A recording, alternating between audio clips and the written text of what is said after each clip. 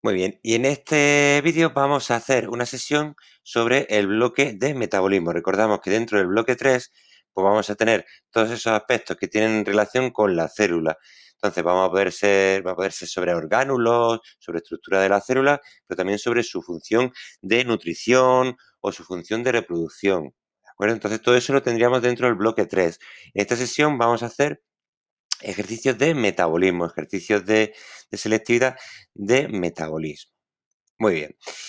He elegido preguntas de conceptos, preguntas de reconocimiento y alguna pregunta en la que tenemos que razonar. En el primer, vamos a dar un poquito de zoom a esto. En la primera pregunta nos dice, indique cuáles son los productos finales de la degradación, por vía aerobia o por vía anaerobia.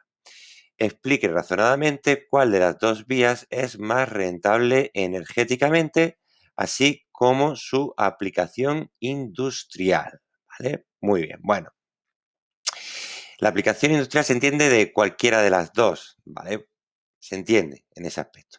Bueno, pues, ¿qué vamos a tener aquí? Pues en el primer apartado lo que vamos a tener que hablar es de los productos en relación, sobre todo, ¿a qué? Pues sobre todo a que conseguimos en la vía aerobia que tenemos, recuerdo, tenemos glucólisis, ciclo de Krebs y cadena respiratoria. Entonces, en esa vía aerobia conseguimos en total 36 ATPs como energía, ¿vale?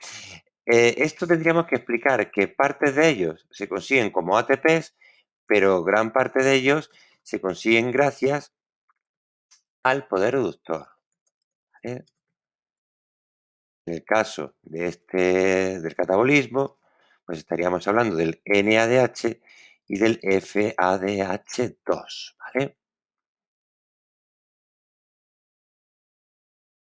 Esto tendríamos que razonarlo, tendríamos que explicar un poquito los procesos que hay, es decir, la glucólisis, ciclo de Krebs, ¿vale? Todo eso lo explicamos porque dependiendo, estos son 0,5 puntos, pero intentamos explicar un poquito para que se vea que sabemos, ¿vale? Explicamos un poco de glucólisis, Krebs y cadena respiratoria, ¿vale? Muy rápidamente, porque no nos están dando tampoco muchos puntos, pero dejamos ahí eso, porque nos dicen que expliquemos.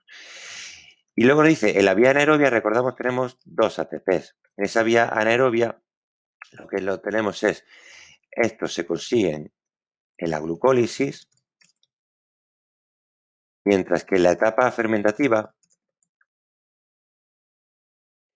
se oxida el NADH conseguido en la glucólisis.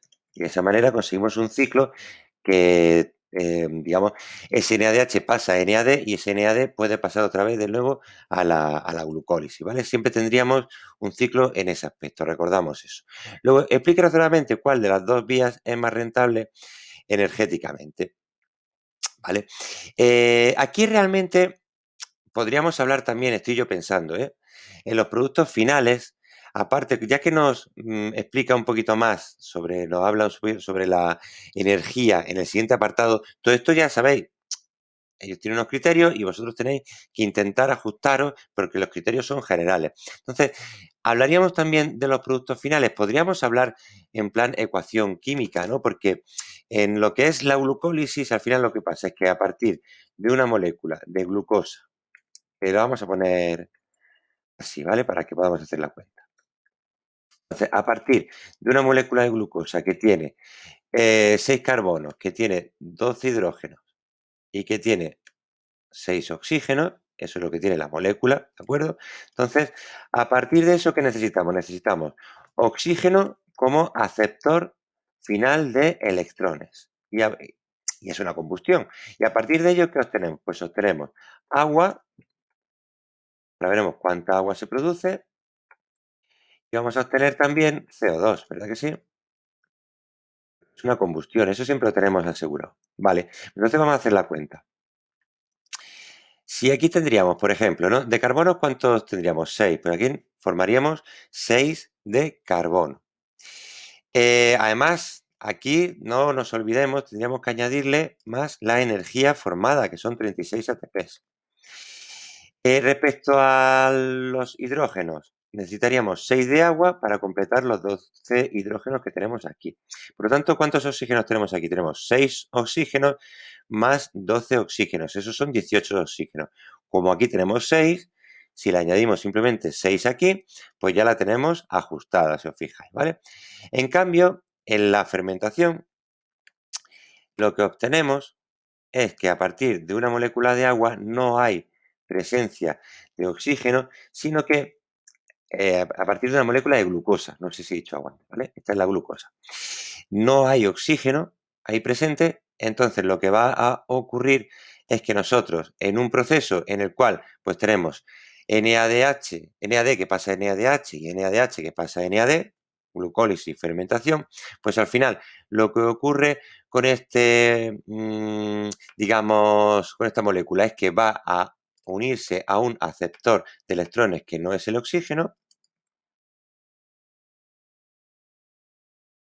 a formar, por ejemplo, imaginaros un producto de la fermentación, que puede ser, por ejemplo, el ácido láctico, de la fermentación láctica, y va a obtenerse 2 ATPs. Vale, pues todo esto estaríamos hablando de productos. Vosotros podéis elegir dónde colocar cada cosa, ¿no? Si en este primer apartado de 0,5 o reservar algo más sobre energía para el otro apartado en el que nos preguntan sobre los aspectos netamente energéticos. Entonces, claro, en esos aspectos netamente energéticos lo que tenemos que tener en cuenta es que en la aerobia se consiguen muchos más ATPs que en la fermentación. En la fermentación solamente se consiguen 2 ATPs.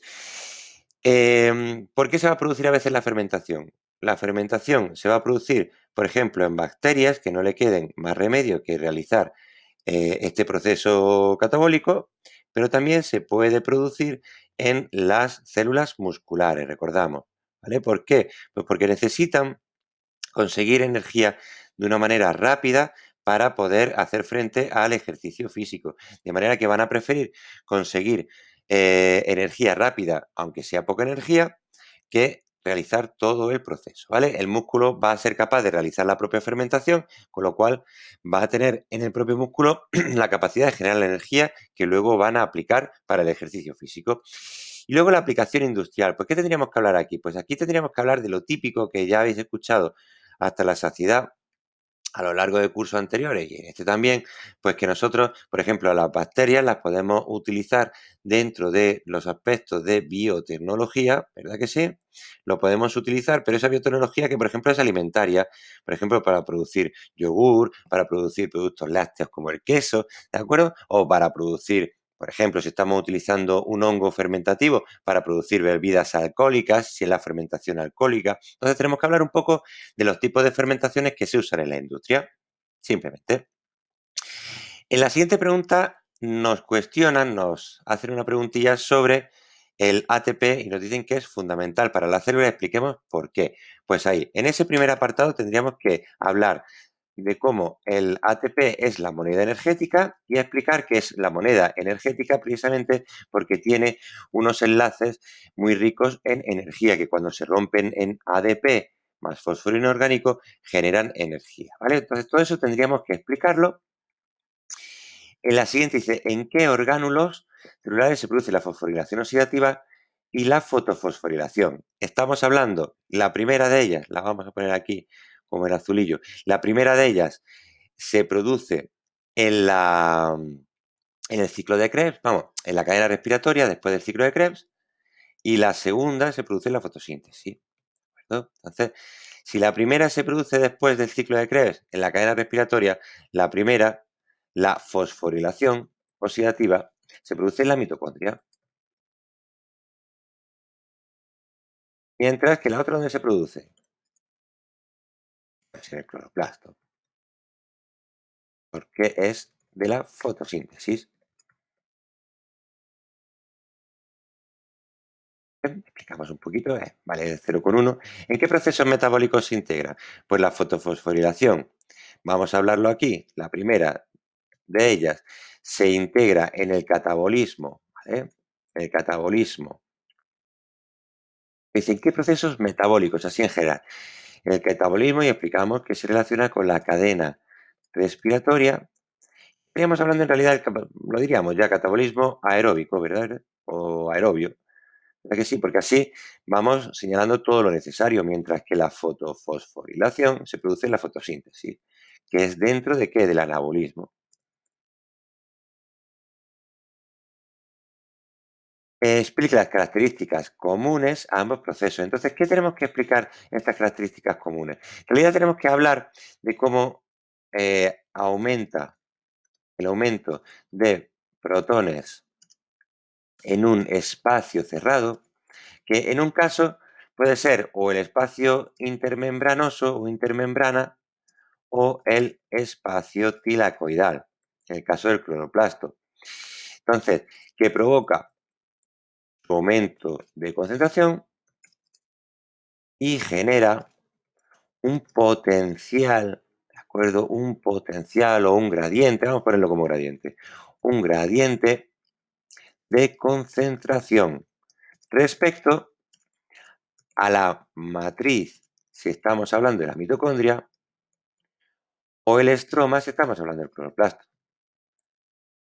¿Vale? Este potencial, este gradiente, será aprovechado por una enzima que se llama, ¿cómo se llama? ATP, que ATP sintetasa.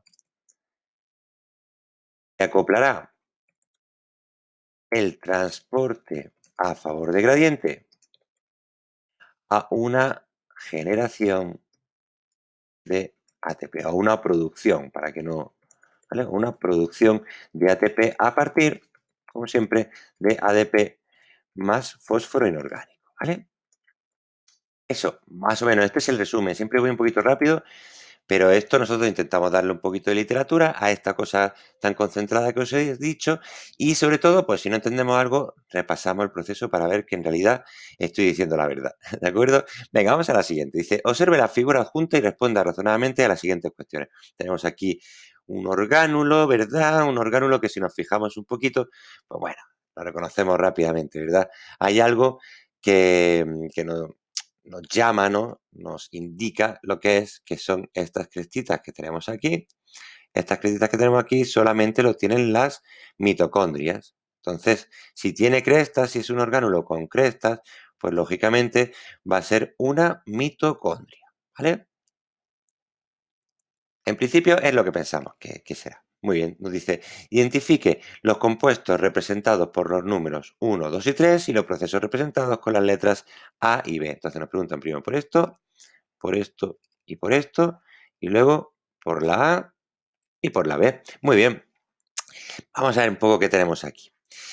Para ver qué tenemos aquí realmente, sabemos que esto debería ser una mitocondria, entonces lo que tendremos aquí será un proceso seguramente, ¿verdad?, catabólico, porque lo que se encarga la mitocondria es de producir energía. Y entonces vamos a ver qué se produce por aquí. Bueno, fijaos que aquí tenemos agua, voy a ir marcando cosillas. Tenemos agua por aquí. El agua es un producto final del catabolismo aerobio. Por lo tanto, yo ya me voy imaginando que lo que tenemos aquí es un proceso de catabolismo aerobio. ¿Y el catabolismo aerobio de qué se compone? Pues de la glucólisis, del ciclo de Krebs y de la cadena respiratoria. Así que si nosotros sabemos eso, vamos a intentar reconocer a ver qué hay por aquí. Vamos a ver. Fijaros, aquí tenemos un ciclo, que es el A. Si tenemos un ciclo, ¿qué debe ser? Pues el A debe ser el único ciclo que tenemos en el catabolismo aerobio es Krebs. Yo voy, digamos, viendo las cosas que veo yo más sencillas, más claras. Luego, otro a lo mejor iría por otro orden. En la B, fijaros, ¿de acuerdo? Que tenemos aquí una serie de cosas, pasan cosas, no sabemos qué pasa, pero al final lo que ocurre es que este oxígeno pasa a el agua que comentábamos antes. ¿Y dónde ocurre eso de que el oxígeno acepta los electrones porque es el aceptor final de electrones? Pues en la B lo que tenemos es la cadena respiratoria, que es donde ocurre eso. Muy bien, seguimos. Vamos a ver los numerillos entonces. ¿Qué pueden ser los numerillos? A ver, fijaros.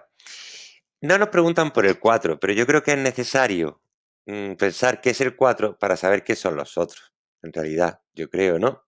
A ver, el 4 es el que entra en el ciclo de Krebs. Y por lo tanto, si el 4 entra en el ciclo de Krebs, este 4 debe ser la acetilcoenzima A, que es el que entra, recordad, es el único que entra ahí en el ciclo de Krebs. Entonces, digamos, ¿qué serán los otros compuestos que tenemos allí representados? ¿Qué sustancias van a transformarse en acetilcoenzima A? Pues para eso tendríamos que ver el catabolismo en general, el catabolismo aerobio. También podríamos verlo ahí en el libro. Entonces vamos a ver qué es lo que ocurre así en general. Vamos a pensarlo. Tenemos aquí múltiples, ¿verdad? Múltiples posibilidades, pero fijaros, ¿verdad? Que aquí tenemos un ejemplo como el del libro, que queda bastante claro, dentro que puede quedar claro todo esto, ¿verdad? Entonces, teníamos el acetilcoenzima A, que es el que entra en el ciclo de Krebs, pero ¿y cuál es el precursor? El precursor es el ácido pirúvico. Recordamos que el ácido pirúvico no puede entrar en el ciclo de Krebs, no puede quedarse en la mitocondria y entonces tiene que pasar a acetilcoenzima A. Entonces, el ácido pirúvico es el compuesto que tenemos antes del acetilcoenzima A. Y en ácido pirúvico se transforman los productos que vienen de todas las reacciones químicas, de las reacciones de catabolismo aerobio de los aminoácidos, de los glúcidos o de las grasas. Aquí lo tendríamos de otra manera, ¿vale? Los glúcidos, si os fijáis, a ver si se carga, los glúcidos forman ácido pirúvico que van a acetilcoenzima A. Las proteínas forman aminoácidos que se transforman en acetilcoenzima A y las grasas se transforman en ácidos grasos que van a la beta oxidación y de la beta oxidación van a la acetilcoenzima A. Entonces, claro, como nos preguntan por las moléculas, quizás sea la parte más extraña digamos, del asunto este. Yo apostaría, porque claro, si nos preguntan ese proceso, quedaría clarísimo, ¿no? Hablaríamos de la desaminación, de la glucólisis o de la beta-oxidación. Como nos preguntan por moléculas, yo apostaría por hablar de aminoácidos, de monosacáridos o de ácidos grasos, porque esos van a ser los que se van a transformar al final en acetilcoenzima A. ¿De acuerdo? Entonces, entre ellos, ¿por qué el 1 tiene otra flecha más? Os preguntaría yo también. Y eso nos va a dar lugar a saber por qué lo tenemos diferenciado también en tres números. Fijaos que este va directamente. ¿Os acordáis? O si no, os lo recuerdo yo. Había una posibilidad de que los aminoácidos sirviesen para meter intermediarios directamente en el ciclo de Krebs. Eso miradlo en la sesión o en el libro que veréis que es así. Entonces, la A debe ser forzosamente aminoácidos, porque los aminoácidos después pueden entrar directamente en el ciclo de Krebs o transformarse en el 4 que es el acetilcoenzima A. Luego el 2 y el 3, pues, perdón, que he puesto, sí, he puesto A en vez de 1 y 2, perdón. ¿Vale?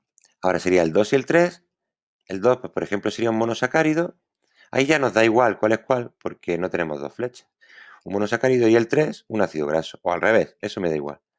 Entre el 2 y el 3 da igual porque no tienen más de una flecha, si os fijáis. Vale. Comente brevemente qué ocurre, lo que ocurre en el proceso señalado con la letra A. Es decir, brevemente, por 0,5, lo que ocurre en el ciclo de Krebs. Entonces, en el ciclo de Krebs, ¿de qué vamos a hablar? Pues en el ciclo de Krebs vamos a hablar de lo que producimos, del poder reductor que producimos, ese NADH y FADH2. Vamos a hablar del ATP que vino a partir del GTP. Vamos a hablar del CO2. Podemos hablar de dónde ocurre, que ocurre en la matriz. Ahí tenemos distintas posibilidades para explicar lo que ocurre en la letra A. Luego nos pide que identificamos el resto de los números. Tenemos, por ejemplo, el 4 que ya decíamos que era el acetilcoenzima A. El 5, ¿cuál será el 5? Fijaros que el 5 sale de la mitocondria y se va. ¿Veis aquí? Que se produce aquí, luego dice, adiós, muy buenas, que me voy. ¿Recordáis qué compuesto hace eso? Pues el compuesto que hace eso es el CO2. El CO2 que se produce se va de la mitocondria y al final es expulsado por el aliento que tenemos, ¿vale? En la expiración es expulsado. Muy bien. En el 6, el 7 y el 8, vamos a ir, por ejemplo, primero al 7 y al 8. Fijaos que en el 7 y el 8 empieza de una manera y se va de otra. Entonces, yo apostaría porque el 7 es un transportador de electrones reducido, por ejemplo, el NADH, mientras que el 8 fuese el mismo, pero ya oxidado, ¿vale? Voy a borrar este 8 que me ha quedado muy raro. ¿Vale? Y el 8, por ejemplo, el NAD, ya oxidado. Entonces, ¿qué sería? ¿Qué podría ser el 6? Esto que tenemos aquí. ¿Qué más podríamos tener por ahí? Porque este 6, ¿verdad? Parece, no queda muy claro si entra aquí en la cadena respiratoria, ¿verdad? Y atraviesa la cadena respiratoria y al final provoca esta reducción, si os fijáis, ¿vale? Entonces, claro, eh, podríamos pensar qué es, tendríamos distintas posibilidades, porque el esquema tampoco es que sea maravilloso. Tenemos esto aquí, pero tampoco sabemos de dónde viene cada cosa. Entonces, yo apostaría porque si no teníamos otra opción ya, porque ya hemos colocado todo, el 6 podría ser perfectamente el FADH2 que sirva para reducir después la molécula de oxígeno, ¿vale? Eso sería una posibilidad bastante clara al ver este ejercicio, ¿de acuerdo? Y luego nos pide que comentemos brevemente lo que ocurre en el proceso de la letra B, es decir, en la cadena respiratoria. Ahí explicamos el flujo de electrones, los componentes de los que nos acordemos, hablamos de la reducción del oxígeno, etcétera, ¿vale? Luego tenemos, dice, en relación con el esquema adjunto, complete las siguientes cuestiones. Entonces tenemos aquí moléculas orgánicas que pasan a moléculas inorgánicas y un grupo de procesos A. Y luego, moléculas inorgánicas que pasan a orgánicas que tienen un grupo que es un grupo de procesos B. Entonces, las orgánicas son las complejas, mientras que las inorgánicas son las sencillas. Y el ATP aquí lo formamos, si os fijáis, mientras que en el otro lo destruimos. En el de arriba, fijaos que lo formamos, acoplado a este proceso de aquí, mientras que abajo se acopla a la producción de moléculas orgánicas y lo que hay es un gasto de ATP. Bueno, pues si producimos energía y producimos moléculas inorgánicas, pues estamos hablando del catabolismo y en el caso del B estaríamos hablando del anabolismo. Fijaros la definición de anabolismo, que es quemar energía, como hacemos aquí, para producir moléculas complejas como tenemos ahí. Nombre cada uno de los procesos señalados con la letra A y B. Bueno, en general, es que no, la primera que nos preguntaba era que cómo se llama en general, pues esto es metabolismo. Luego nos preguntan por cada uno, catabolismo y anabolismo, explicamos por qué sabemos que es uno y otro, y nos preguntan en qué consiste la glucólisis, indicando los sustratos iniciales y los productos finales. ¿Vale? Entonces, ¿qué sustratos iniciales teníamos? Pues teníamos la glucosa, que podemos, si queréis, formularla siempre. Bueno, pues ayuda. Entonces, la glucosa, ¿en qué se va a transformar? Cuidado que nos preguntan por la glucólisis, no por todo el catabolismo aeróbico. Entonces, lo que formamos con esto es el piruvato, el ácido pirúvico. Entonces, este piruvato, recordamos que se forman dos de piruvato, que cada uno tiene 3 carbonos, porque hemos partido de una molécula de 6 carbonos. Y además, ¿qué íbamos a formar también? Pues íbamos a formar NADH, 2 de NADH. Para esto, para formar NADH, vamos a necesitar, a su vez, 2 de NAD. A ver, voy a borrar un poquillo ahí. 2 de NAD que se van a reducir y además necesitamos ver cómo formamos energía, porque ¿cuánta energía formamos? Pues formamos 2 de ATP. Entonces, si formamos 2 de ATP, vamos a necesitar otras 2 de ADP más fósforo inorgánico. Voy a ponerlo simplemente como 2 de ADP.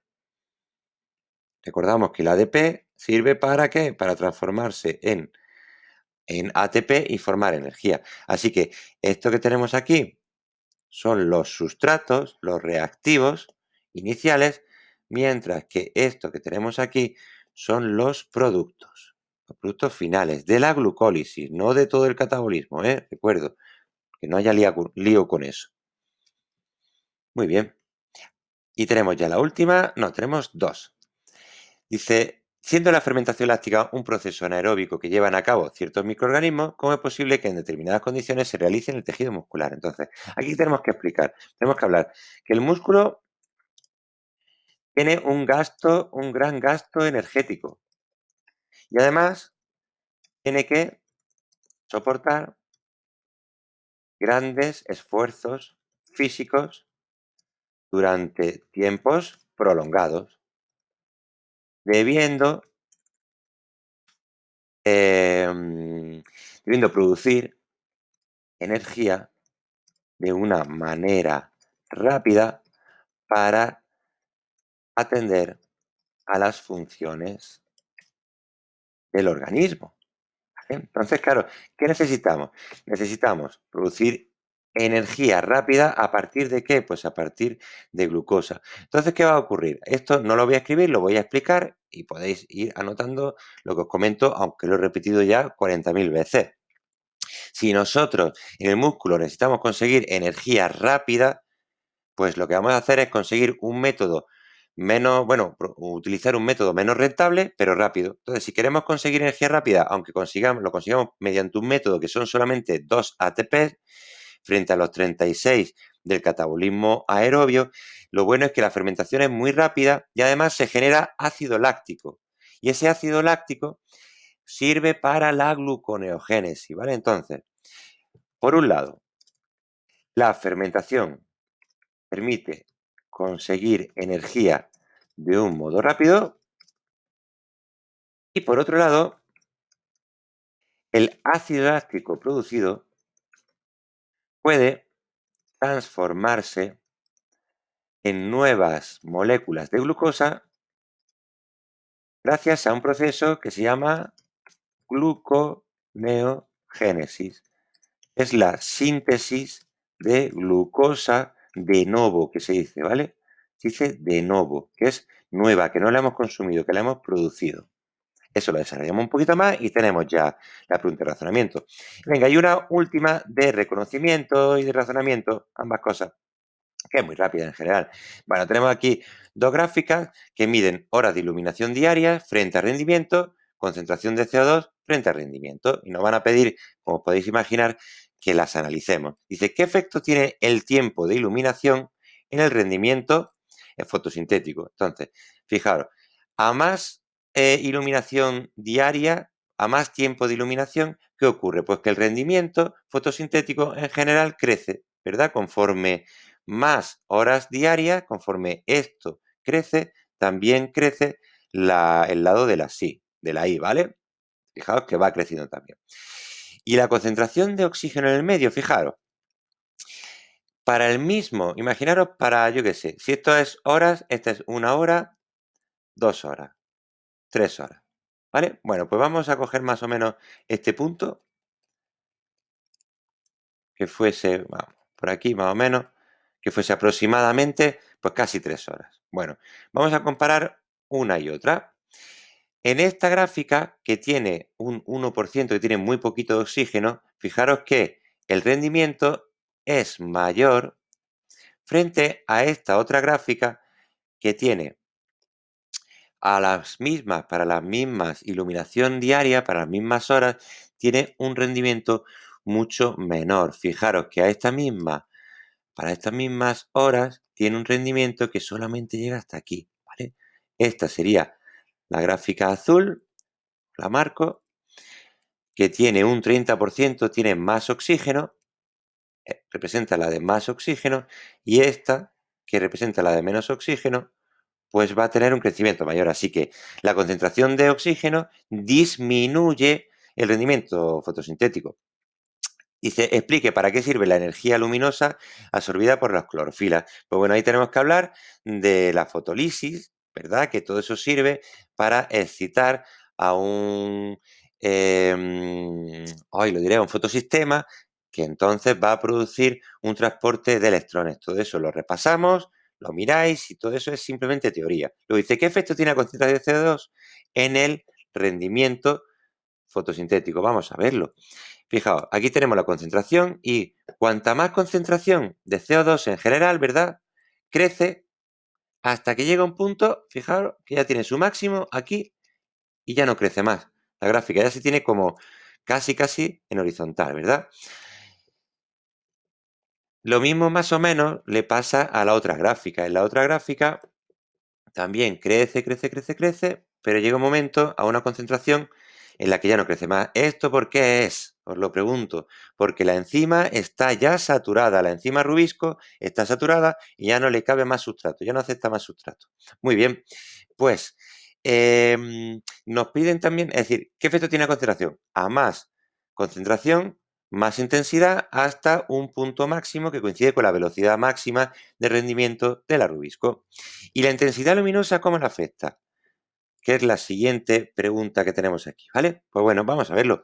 Dice, esto es intensidad luminosa alta, esto es intensidad luminosa baja. Entonces, a menor intensidad luminosa, menor rendimiento fotosintético, ¿verdad? Es decir, la intensidad luminosa afecta positivamente al rendimiento de la fotosíntesis. Dice, indique en qué orgánulo se lleva a cabo la fotosíntesis, hablamos del cloroplasto, y localice dentro del mismo donde tienen lugar las distintas etapas del proceso. Recordamos, en los tilacoides se produce la fase luminosa, en el espacio tilacoidal se produce la fotofosforilación y el ciclo de Calvin ocurre en el estroma. Apuntamos todo eso, que es muy importante y son cosas que caen facilísimamente porque siempre tenemos que tener en cuenta los productos finales y aspectos como la localización celular o del organismo donde se producen estos procesos metabólicos, ¿vale? Bueno, pues aquí tenemos unos ejemplos que os recomiendo que tengamos en cuenta, que tengamos dentro de nuestra colección de preguntas posibles que nos pueden caer y si ya tenemos las respuestas claras para el momento del examen, si nos toca una pregunta parecida o con el mismo estilo que esta que estamos viendo, la vais a tener muchísimo más sencilla. Venga, nos vemos en el siguiente vídeo.